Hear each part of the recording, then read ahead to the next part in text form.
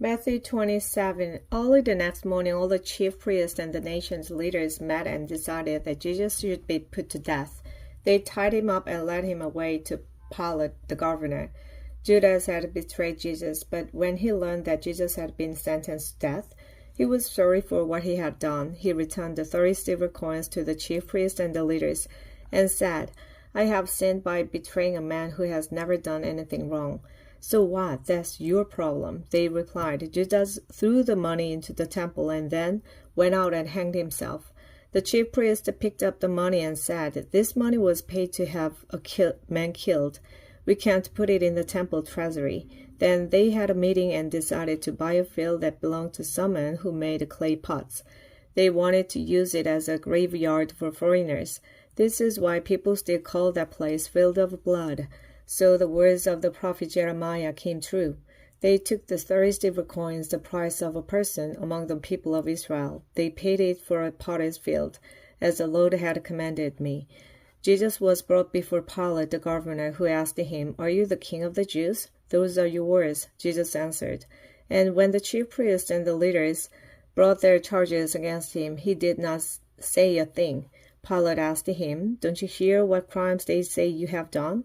But Jesus did not say anything, and the governor was greatly amazed. During Passover, the governor always freed a prisoner chosen by the people.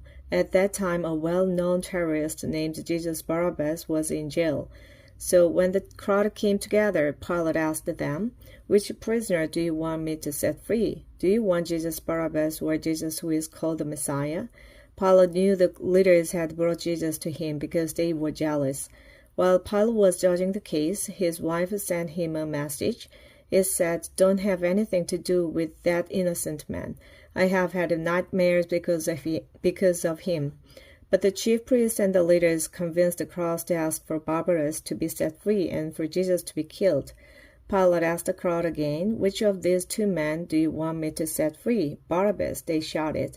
Pilate asked them, What am I to do with Jesus who is called the Messiah?" They all yelled, "Nail him to a cross." Pilate answered, "But what crime has he done?" "Nail him to a cross," they yelled even louder. Pilate saw that there was nothing he could do and the people were starting to riot.